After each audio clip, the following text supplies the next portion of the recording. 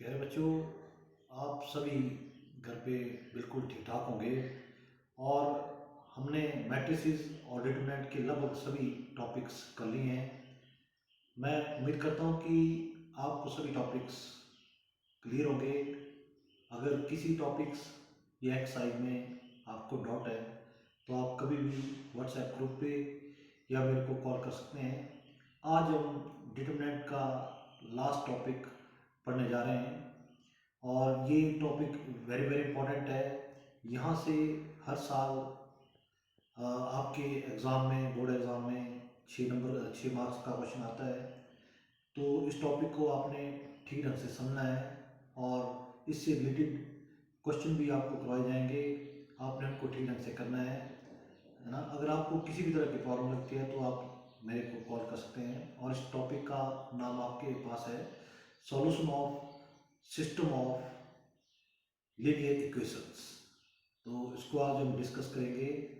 आपने इसको ठीक ढंग से समझना है। If you have any problem then you can share it on WhatsApp group और call me. Now we will go to the topic. So सबसे पहले हम डिस्कस करेंगे system of equations. Set of two और more equation is called system of equation. दो या दो से ज़्यादा इक्वेशंस के सेट को हम क्या बोलते हैं? System of equations. So we have two types of system. हमारे पास दो टाइप्स ऑफ सिस्टम होते हैं। पहला आ गया consistent system. A system of equation is said to be consistent. System of equation को आप कंसिस्टेंट तभी बोलेंगे इफ इट्स सॉल्यूशन एग्जिस्ट, अगर उस सिस्टम ऑफ इक्वेशंस का सॉल्यूशन एग्जिस्ट करता है। So system of equations have one और मोर सॉल्यूशन, या तो एक ही सॉल्यूशन हो या एक से ज़्यादा सॉल्यूशन हो, उस सिस्टम को हम बोलेंगे consistent system. Now we will come to inconsistent system. ये आपके पास सेकंड टाइप्स के हैं। A system of equation is said to be inconsistent if its solution does not exist. अगर किसी सिस्टम ऑफ इक्वेशन का सॉल्यूशन एग्जिस्ट नहीं करता है तो these types of systems are called inconsistent system. Now we'll come to the next topic, solution of system of linear equations using inverse of a matrix, or it is called matrix method. So this is very very important topic और इसके आधार पे आपके पास 6 marks का question आएगा। तो मैं दोबारा topic को रिपीट करता हूँ। आपने solution of system of linear equation निकालना है by using inverse of A matrix and it is called matrix method. तो अब हम कंसीडर करेंगे, consider the system of equation is, आपने तीन इक्वेशंस का सिस्टम लिया। इसमें आपके पास फर्स्ट इक्वेशन है a1x plus b1y plus c1z is equal to d1, और सेकंड आपके पास आ गया a2x plus b2y plus c2z is equal to d2, और थर्ड आपके पास आ गया a3x b3y c3z is equal to d3। ये आपके पास थर्ड इक्वेशन आ गई। नाउ लेट कैपिटल ए आपके पास मैट्रिक्स आ गई जो इन इक्वेशन में आपके पास एक्स वाई और जेड के कोफिशिएंट है। तो फर्स्ट इक्वेशन में आप देखेंगे एक्स वाई और जेड के कोफिशिएंट आपके पास आ गए a1 b1 c1। Second row में आपके पास आ गए a2 b2 c2, और थर्ड रो में आपके पास आ गया a3 b3 c3। Okay, capital x आपने कॉलम मैट्रिक्स ली, अननोन वेरिएबल जिनकी वैल्यू आपने फाइंड करनी है। अननोन वेरिएबल आपके पास आ गए एक्स वाई और जेड।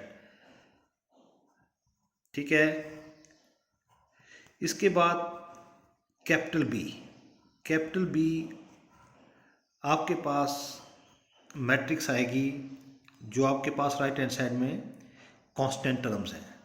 कैपिटल बी आपके पास भी कॉलम मैट्रिक्स होगी जिसके आपके पास एलिमेंट्स होंगे D1, D2, D3। So above system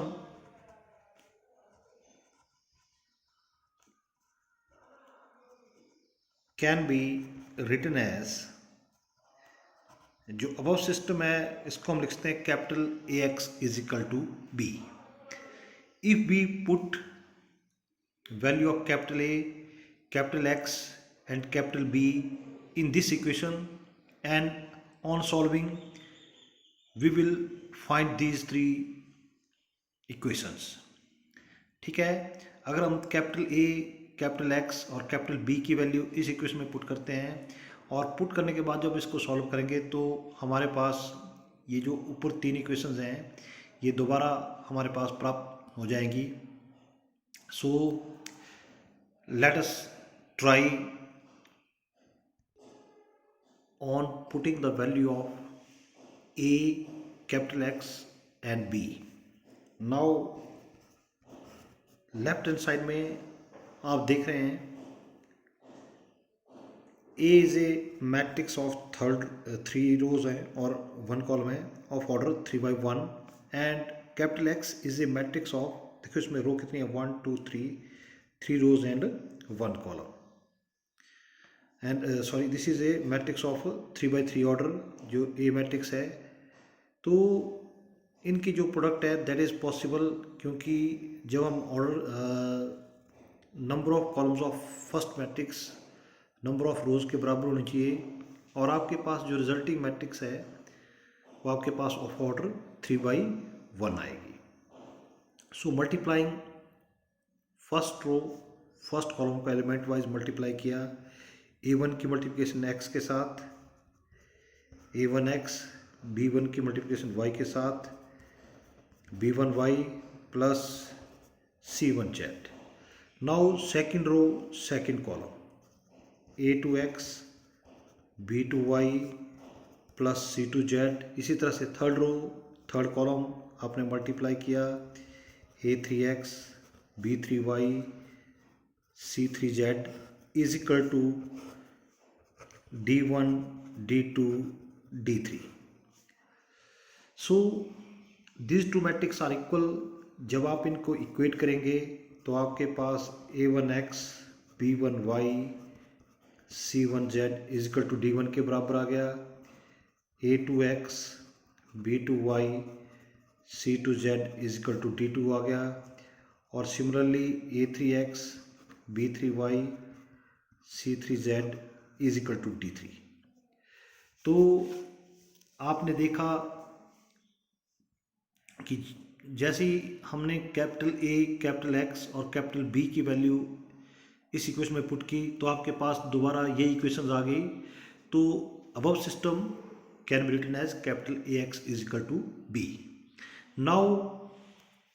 now there arise two cases. Now there arise two cases. अब इनके सिस्टम ऑफ सॉल्यूशन का जो आपके पास जो सॉल्यूशंस हैं सिस्टम के वो तभी एग्जिस्ट करेंगे। आपके पास दो केस आएंगे। Case one when A is a non singular matrix. जब आपके पास A नॉन सिंगुलर मैट्रिक्स है। नॉन सिंगुलर मैट्रिक्स का मतलब हो गया determinant of A is not equal to 0। Determinant of A की वैल्यू 0 के बराबर नहीं आनी चाहिए। So taking A inverse on both sides of equation capital AX is equal to B। तो आपने जो आपके पास इक्वेशन बनी capital AX is equal to B उसके दोनों तरफ A इनवर्स लेना है। तो we get A inverse into AX is equal to A inverse B। तो A इनवर्स इंटू A ठीक है। ए इनवर्स ए की वैल्यू आपके पास इडेंटिटी मैट्रिक्स के बराबर आ जाएगी, I X is equal to A inverse B, और इडेंटिटी मैट्रिक्स से किसी भी मैट्रिक्स को मल्टीप्लाई करेंगे तो वही मैट्रिक्स आ जाएगी, तो X is equal to A inverse B. This is very very important formula, ये आपने याद रखना है। और अगर आपके पास x is equal to A inverse B आ गया, this implies given system has unique solution. Unique solution का मतलब है उसका केवल एक ही सॉल्यूशन एग्जिस्ट करेगा। जैसे आपके पास अननोन वेरिएबल हैं, आपके पास अननोन वेरिएबल हैं एक्स वाई और जेड, तो इनकी केवल एक एक ही वैल्यू आएगी जो इन तीनों इक्वेशंस को सेटिस्फाई करेगी। सो अगर इस गिवन सिस्टम का सॉल्यूशन एग्जिस्ट करता है, this implies given system of equations is consistent। तो गिवन सिस्टम ऑफ इक्वेशन आपके पास क्या आ जाएगा, consistent. Now we will discuss second case. Now we will discuss case 2। If A is a singular matrix, A is a singular matrix, this implies आपके पास determinant of ए 0 के बराबर होना चाहिए। So in this case we will calculate, in this case we will calculate adjoint of A into matrix B। अगर आपके पास determinant A की वैल्यू 0 आ जाएगी तो इस केस में आपने कैलकुलेट करना है adjoint of A into B. Then there arise two sub cases. आपके पास दो सब केसेस, इस जो आपके पास केस 2 है इसके आगे दो सब केसेस आएंगे। तो फर्स्ट आपके पास आ गया सब केस 1। सब केस 1 में अगर आपके पास if adjoint of A into B is not equal to 0, adjoint of A into B की वैल्यू अगर 0 मैट्रिक्स के बराबर नहीं आती है, then given system has no solution. जो गिवन सिस्टम है इसका कोई सॉल्यूशन नहीं आएगा। Therefore given system of equations has a given system of equation is said to be consistent। ठीक है। Now we will discuss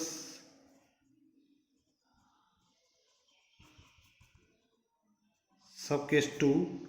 sub case 2 में इफ adjoint of A into B, इसकी वैल्यू 0 आ जाती है, then the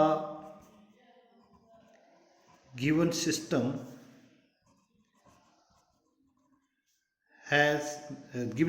may or may not have